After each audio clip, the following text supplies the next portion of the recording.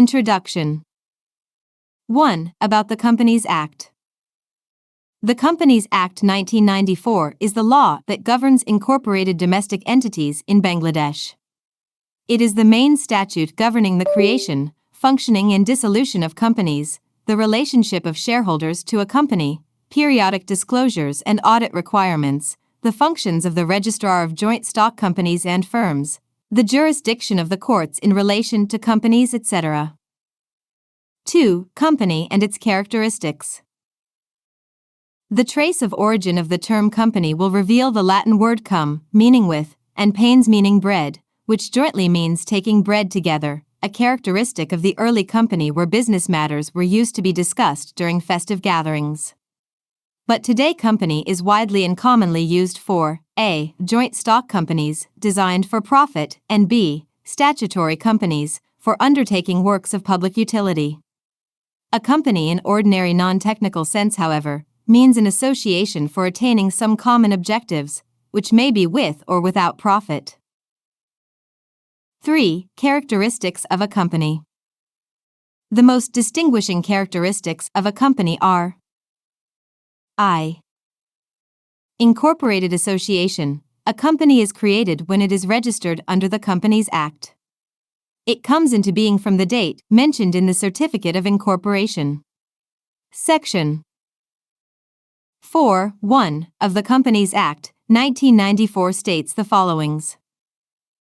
No company, association, or partnership consisting of more than 10 persons shall be formed for the purpose of carrying on business of banking unless it is registered as a company under this Act or is formed by or under any other Act of Parliament. 2. 3. Artificial legal person. A company is an artificial person. Negatively speaking, it is not a natural person.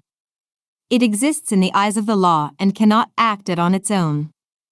It has to act through a board of directors elected by the shareholders. It has the right to acquire and dispose of the property, to enter into contract with third parties in its own name, and can sue and be sued in its own name. Separate legal entity. A company has a legal entity distinct from and independent of its members. The creditors of the company can recover their money only from the company. They cannot sue individual members. Similarly, the company is not in any way liable for the individual debts of its members. The property of the company is to be used for the benefit of the company and not for the personal benefit of the shareholders. On the same ground, a member cannot claim any ownership rights in the assets of the company either individually or jointly during the existence of the company or in its winding up. At the same time, the members of the company can enter into contracts with the company in the same manner as any other individual can. The principle of separate legal entity was explained and emphasized in the famous case of Salomon v. Salomon and Company, Ltd. 4. Perpetual succession. A company has perpetual succession and is independent of its members. Its existence is not affected in any way by the death, insolvency or exit of any shareholder. During the war, all the members of one private company, while in general meeting, were killed by a bomb. But the company survived. Not even a hydrogen bomb could have destroyed it. Perpetual succession thus means that in spite of a change in the membership of the company, its continuity is not affected. Since a company is created by law, it can be wound up by resorting to the legal provisions of the Companies Act. Limited liability. One of the important advantages of company is that the liability of its members is limited. In the case of a company limited by shares, the liability of members is limited to the extent of the nominal value of shares held by them. In the case of a company limited by guarantee, the liability of each member is to contribute a specified amount to the assets of the company in the event of its winding up while he is a member or within 1 year of her ceasing to be a member. In effect, we find that a member is not directly liable to a company's creditors, but he is a limited guarantor of the company's debt in both cases. However, the Act does not prevent the companies from making the liability of its members unlimited. 6. Transferable shares. In a public company, the shares are freely transferable. The right to transfer shares is a statutory right and it cannot be taken away by a provision in the Articles. However, the Articles shall prescribe the manner in which such transfer of shares will be made, and it may contain bona fide and reasonable restrictions on the rights of members to transfer their shares. But absolute restrictions on the rights of members to transfer their shares shall be ultra vires. However, in case of a private company, the Articles shall restrict the rights of members to transfer their shares in compliance with its statutory definition. 7. Common seal. A company is an artificial person. It cannot act on its own. It acts through natural persons who are known as directors. All contracts entered into by the directors must be under the common seal of the company. The common seal, with the name of the company engraved on it, is used as a substitute for its signature. 8. Separate property. A company, being a legal person, is capable of owning, enjoying, and disposing of property in its own name. The property of the company is to be used for the company's business and not for the personal benefit of its shareholders. A member does not have insurable interest in the property of the company.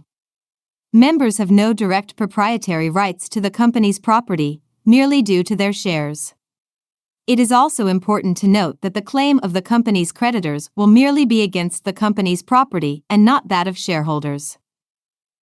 9. Capacity to sue and being sued. The company is a legal person and it can enforce its legal rights. Similarly, it can be sued for breach of its legal duties. Lifting the corporate veil. The principle of separate legal entity was established in the famous case of Salomon v. Salomon and Company Limited. This precedent has been followed in a number of cases and it has come to be regarded as a fundamental principle of company law. When a company has been formed and registered under the Act, all dealings with the company will be in the name of the company, and the persons behind the company will be disregarded however important they may be. This shows that once a company is registered under the Act, there is a veil drawn between the company and its members. Following this principle, the courts in most cases have refused to go behind the curtain and see who are the real persons composing the company.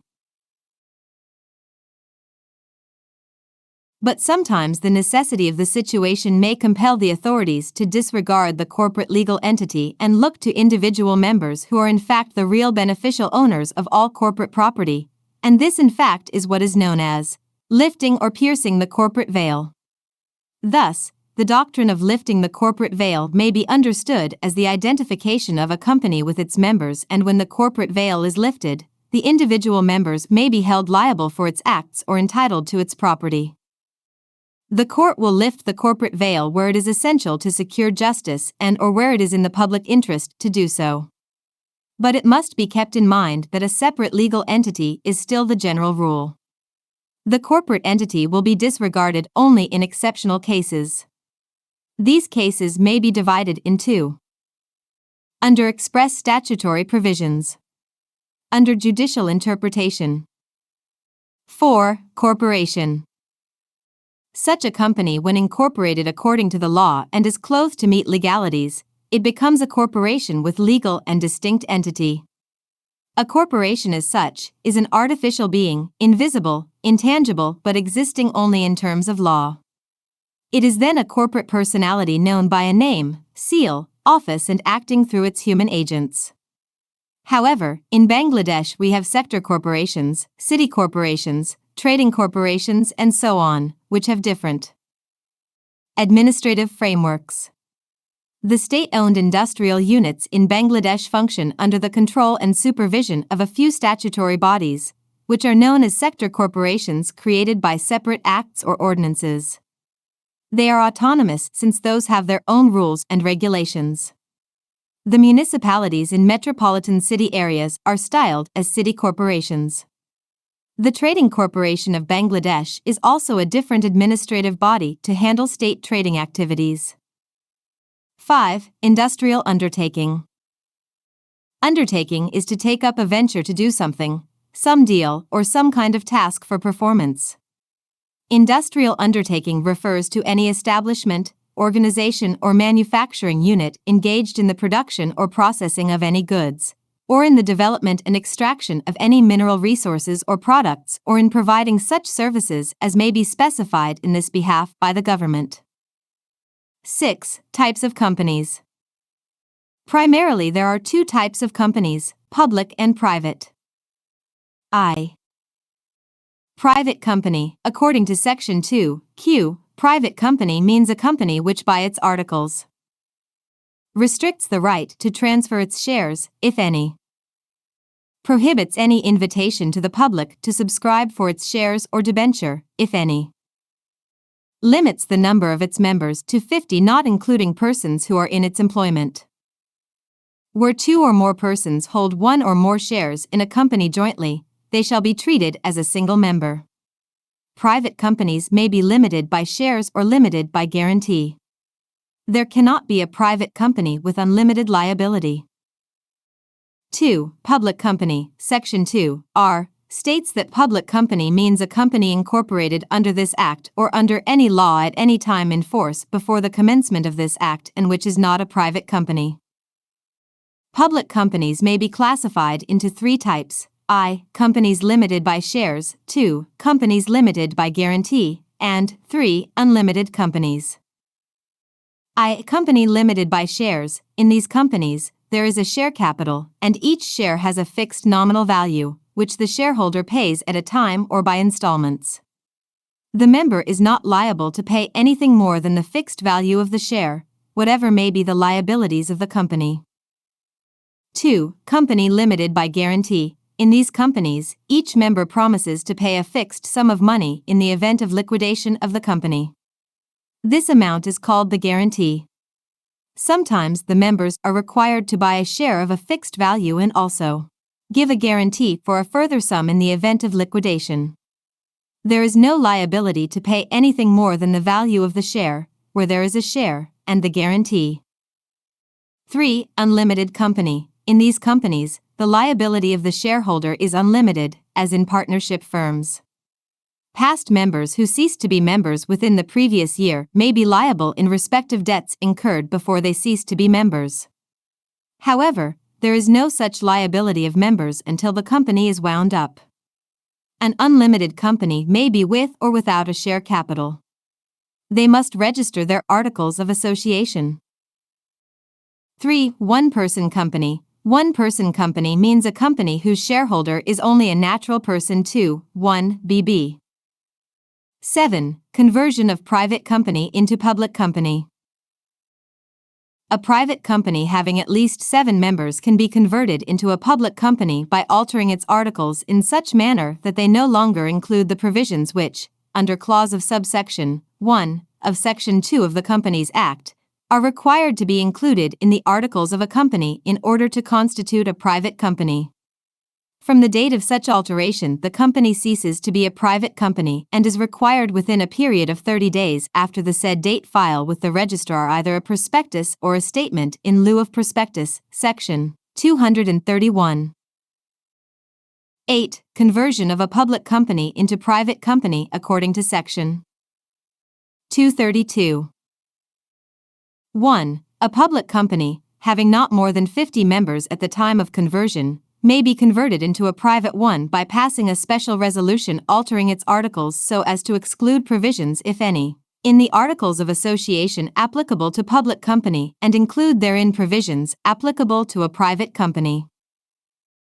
2. If the company has secured creditors, their written consent shall have to be obtained before passing a resolution as per provision of subsection 232. 1. And the shares enlisted with the stock exchange shall have to be delisted.